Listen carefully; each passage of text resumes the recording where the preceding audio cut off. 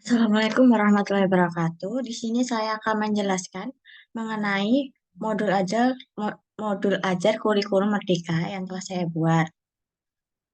Pada kesempatan hari ini, saya membuat modul ajar mata pelajaran Bahasa Indonesia bab 3 eh, mengenai lihat di sekitar. Nah, untuk yang pertama di sini eh, fase atau kelas yang saya mengambil untuk kelas 4 semester 1. Elemen dalam pembuatan modul ini yaitu membaca, menulis, berdiskusi, dan menyimak. Kemudian, capaian pembelajarannya, peserta didik mampu memahami ide pokok atau gagasan suatu pesan lisan, informasi dari audio, teks oral, atau teks yang dibacakan atau didengar, dan diinstruksikan lisan yang berkaitan dengan tujuan berkomunikasi. Peserta didik mampu memahami dan memaknai teks narasi yang dibacakan atau dari media audio. Kompetensi awal, peserta didik dapat menulis teks dengan struktur argumentasi. Peserta didik dapat mengenal, memaknai awal ber, serta menggunakannya. Peserta didik dapat menyampaikan petunjuk arah dan peserta didik dapat menuliskan teks dengan struktur deskripsi. Alokasi waktu yang saya gunakan sekitar 30 menit atau setara dengan 1 jam pembelajaran. Profil pelajar Pancasila pada materi ini yang pertama mandiri, yang kedua bernalar kritis. Kemudian pendekatan pembelajaran yang saya gunakan adalah pendekatan saintifik dan mode pembelajaran yang saya gunakan adalah discovery learning. Metode pembelajaran yang saya gunakan adalah diskusi dan ceramah. Sarana dan prasarana yang mendukung proses pembelajaran yang pertama ada media cetak dan elektronik, kedua internet, ketiga ada peta cetak atau digital. Yang kedua ada sarana yang saya gunakan merupakan buku siswa dari Kementerian Pendidikan. Yang kedua yaitu buku cerita anak. Sumber belajarnya dari buku siswa Kementerian Pendidikan dan Kebudayaan. Setelah itu langkah-langkah pembelajaran. Yang pertama ada tujuan pembelajaran. Tujuan pembelajaran yang pertama yaitu untuk membaca, memahami kata-kata yang sering digunakan sehari-hari dan kata-kata baru pada teks dengan menggunakan petunjuk visual dan konteks kalimat yang mendukung. Tujuan pembelajaran yang kedua yaitu berdiskusi. Menjelaskan penyebab terjadinya suatu masalah atau kejadian dan mengelaborasikan perasaan diri sendiri dan orang lain. Yang ketiga, menulis. Untuk menulis dengan struktur argumentasi untuk beragam konteks dan tujuan.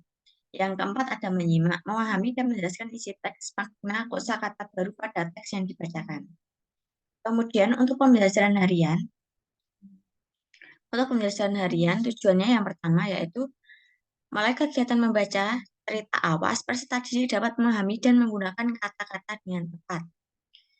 Yang kedua, berdiskusi. Melalui kegiatan diskusi, peserta didik mau menjelaskan penyebab terjadinya masalah pada cerita awas dan mengaitkan dengan pengalaman pribadi. Yang ketiga, menulis.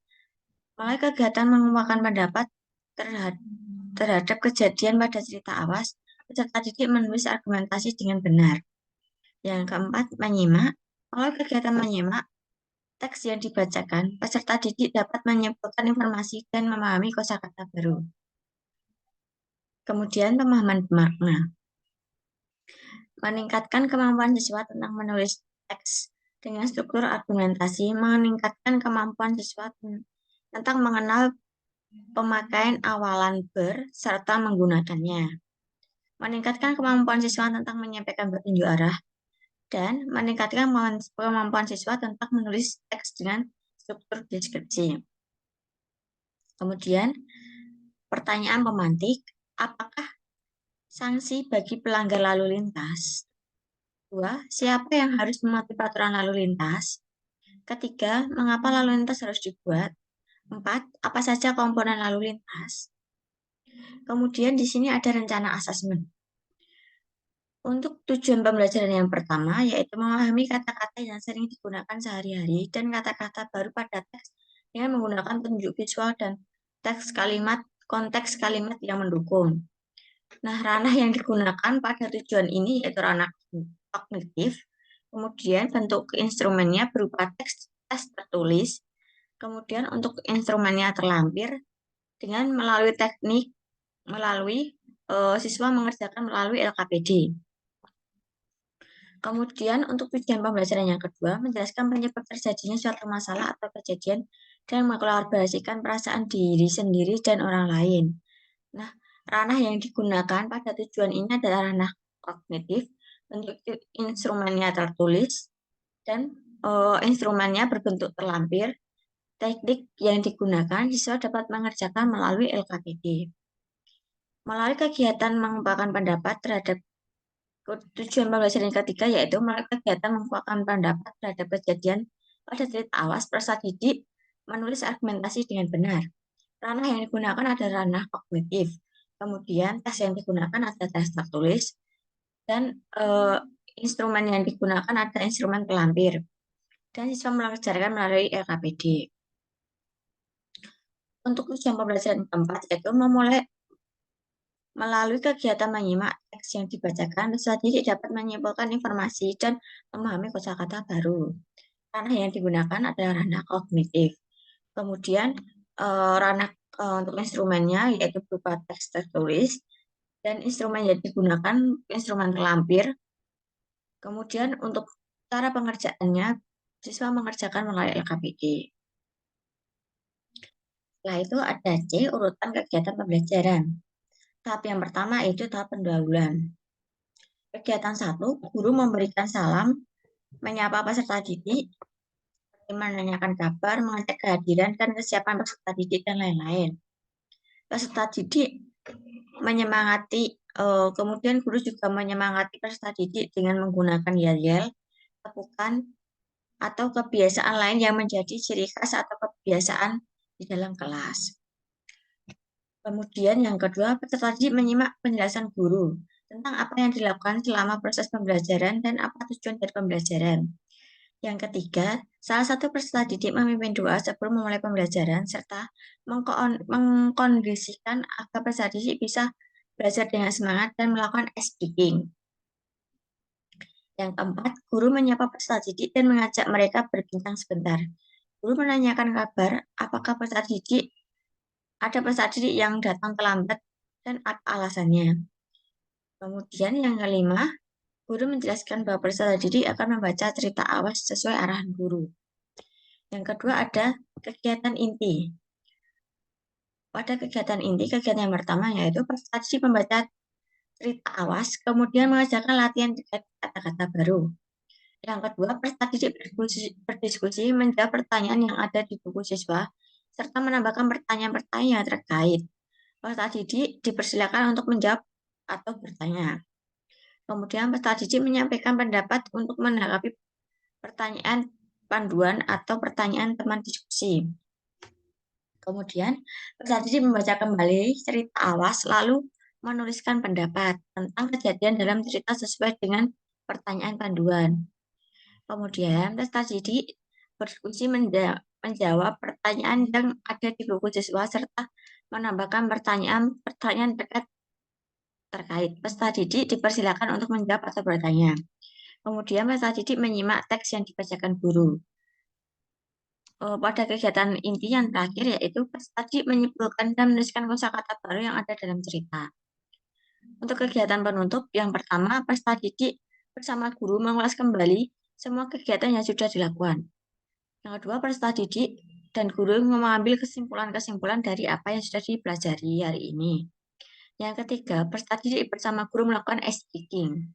Dan kegiatan yang terakhir yaitu peserta didik dan guru bersama-sama mengucapkan hamdalah dan menutup pembelajaran dengan salam. Kemudian pada bagian D ada pengayaan, komponen lain, remedial, dan referensi.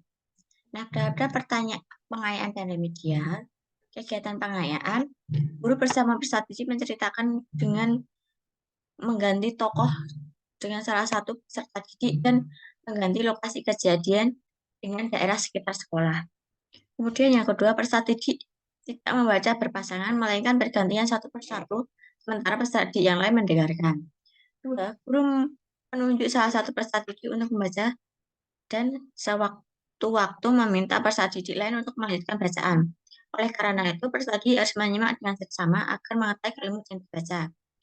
Kemudian yang keempat, ada penting peserta didik untuk menambahkan uraian tentang kendaraan pilihan mereka, misalnya bentuk kendaraan, jumlah dan bentuk roda, dan lain-lain. Kemudian ada kegiatan perancah.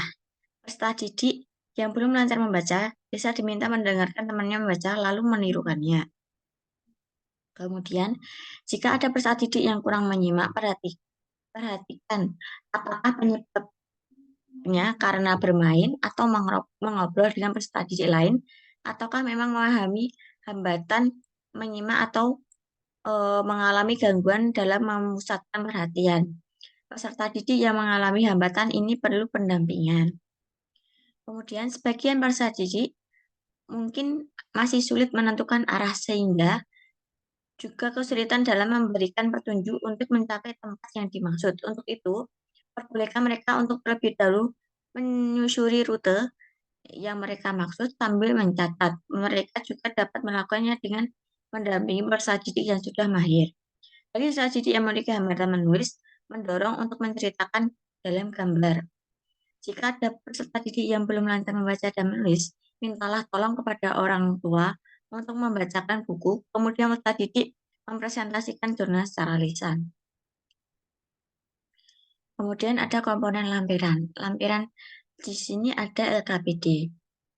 Jadi LKPD yang saya gunakan merupakan pertanyaan-pertanyaan yang berkaitan dengan gambar di bawah ini, di mana pada gambar ini peserta didik dapat menemukan, yaitu yang pertama,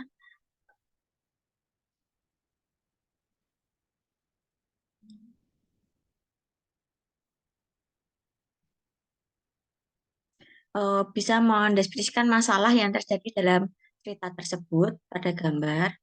Kemudian peserta didik juga bisa menceritakan perasaan mereka jika hal itu terjadi dalam mereka seperti itu. Terus kemudian di sini juga ada glosarium. Yang pertama, alur kontur capaian pembelajaran, elemen turunan dari capaian pembelajaran yang menggambarkan pencapaian kompetensi secara berjenjang. Kemudian alat peraga, alat bantu yang digunakan guru mempelajari agar materi yang diajarkan mudah dipahami oleh peserta didik. Kemudian ada asesmen diagnosis. Asesmen pada awal tahun pembelajaran untuk memetakan kompetensi peserta didik agar mereka mendapatkan penanganan yang tepat. Kemudian ada asesmen formatif. Pengambilan data kemajuan belajar yang dapat dilakukan oleh guru atau peserta didik dalam proses pembelajaran. Kemudian ada asesmen sumatif, penilaian hasil belajar secara menyeluruh yang meliputi keseluruhan aspek kompetensi yang dinilai dan biasanya dilakukan oleh akhir periode pembelajaran.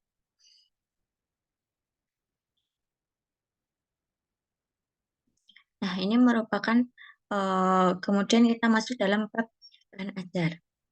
Pada bahan ajar ini, KI yang saya gunakan adalah KI 3.1, memahami pengetahuan faktual dengan cara mengamati dan menanya berdasarkan rasa ingin tahu tentang dirinya, makhluk ciptaan Tuhan, dan kegiatannya, dan benda-benda yang dijumpai di rumah, di sekolah, dan di tempat bermain.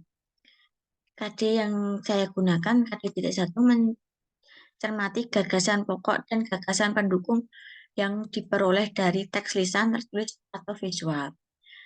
Titik 2 mencerminkan keterhubungan antar gagasan yang dapat didapat dari teks lisan, tulis, atau visual. 3.3 mengenali informasi dari seorang tokoh melalui wawancara menggunakan daftar pertanyaan. Kemudian ini merupakan cuplikan dari bahan ajar yang saya gunakan. Di sini terdapat rambu-rambu lalu lintas yang bertujuan untuk peserta didik agar mengetahui cara membaca dan cara memahami rambu-rambu lalu lintas yang ada di sekitar mereka.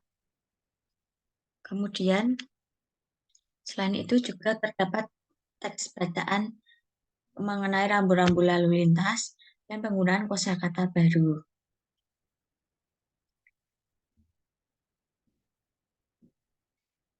Cerita yang digunakan dalam bahan ajar ini diambil dari kegiatan sehari-hari yang kemungkinan akan dialami siswa dan mudah ditemui siswa dalam kehidupan sehari-hari, sehingga siswa dalam memahami bahan ajar ini tidak mengalami kesulitan dan mudah memahami teks yang dimaksud atau mudah memahami pembelajaran yang dimaksud dan ingin disampaikan oleh guru. Di sini juga terdapat soal-soal yang berkaitan dengan materi yang akan diajarkan oleh guru, seperti itu. Kemudian eh, yang kedua ada media pembelajaran. Media yang pembelajaran yang digunakan yaitu audiovisual dengan fungsi untuk membantu peserta didik memahami materi yang dan membuat pembelajaran menjadi menarik dan menyenangkan. Karena pembelajaran ini merupakan pembelajaran bahasa Indonesia, sehingga uh, akan lebih menarik dan lebih mudah dipahami siswa jika menggunakan media audiovisual, karena siswa akan mudah memahami materi dan menggambarkan dalam kehidupan sehari-harinya. Seperti itu. Kemudian cara penggunaannya, eh, media audiovisual akan ditayangkan melalui LCD proyektor di dalam kelas dan menggunakan speaker aktif untuk memperjelas suara. Hal itu juga dapat menjadi salah satu bentuk ice breaking kepada siswa, karena siswa tidak terlalu serius dalam pembelajaran seperti itu. Kemudian lembar kerja peserta didik atau LKPD.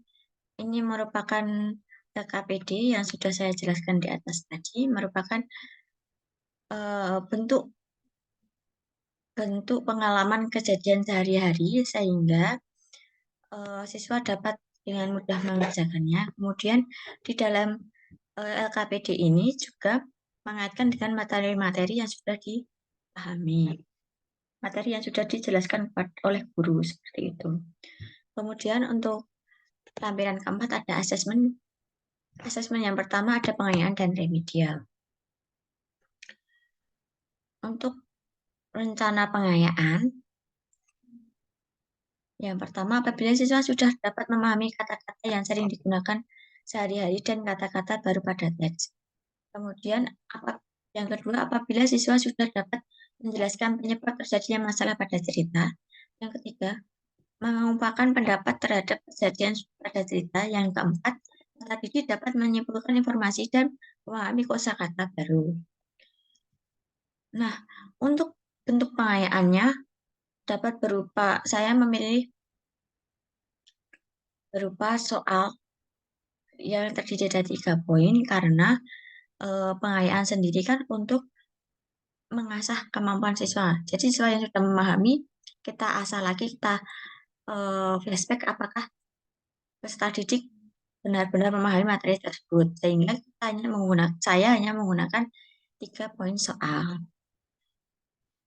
Kemudian untuk rencana remedialnya, untuk lebih memahami materi, saya menggunakan bentuk tabel seperti ini. Jadi siswa akan disajikan sebuah teks cerita dan mencari apa saja kosakata baru yang ada di dalamnya. Kemudian mencontohkan penggunaan kosakata baru tersebut dalam teks yang dapat dikaitkan dengan kehidupan sehari-hari.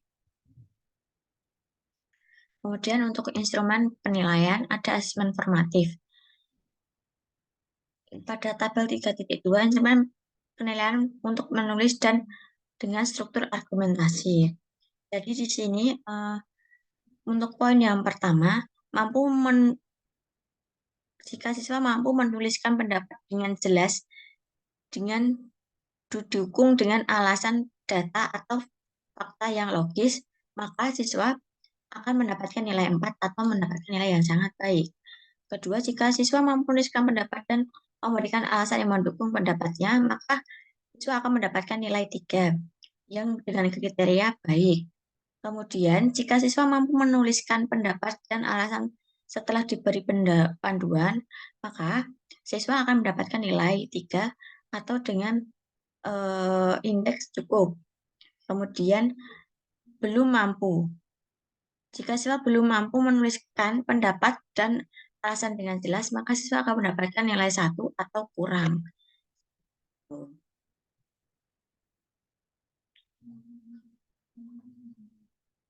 Kemudian ada jurnal refleksi guru yang berisikan refleksi siswa yang selama proses pembelajaran tersebut dan digunakan guru untuk introspeksi pada pembelajaran selanjutnya.